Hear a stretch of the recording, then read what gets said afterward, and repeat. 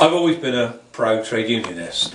I've joined and been a member of a number of different trade unions. When I was a teacher, I was a member of the National Association of Schoolmasters, Union Women Teacher. You end up joining a union which is strongest in your school, and that was the one that was stronger, the NUT. No particular grouse with the NUT, but you join one union and you tend to stay with it. When I went into higher education, I joined NATFE, which became the Union of College Professionals, and is doing a very good job looking after university and college lecturers. And as a sign of my political commitment, I also joined Unison because I thought it was important to show that I was willing and able to work with those who had lower income jobs and needed support. So that's why I've always been a proud member of Unison. Now, why do I talk about this? It is because I would like to believe that I am going to be supported by the trade unions, and the trade unions will be doing their best to make sure that I'm elected. We're very grateful to unions like the RMT, the Union of Communication Workers, and Unite, and GMB, and USDOR, and all those other affiliates who believe that they must get a Labour government. But as I already said, I've got some unions who will be supporting me who aren't necessarily affiliated to the Labour Party.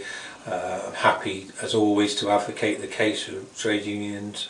I've been doing that very strongly in the case of the FBU in their completely unnecessary dispute with the government. The government should have conceded a long time ago that the union has moved, is prepared to accept a compromise on pensions, but almost inevitably the government is trying just to drive a wedge between the FBU and the general public. It won't work because people can see through it, but again, I've been supportive and joined various people on picket lines because I think that's the right thing to do, and contributed towards their funds, which clearly are always being stretched in this time of dispute.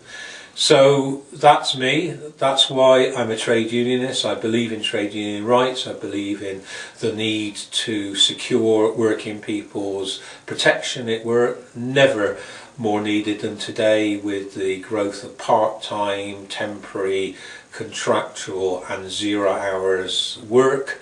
All that has come about because of the weakening of the trade union movement. Now, the trade unions have to act responsibly, but of course they do.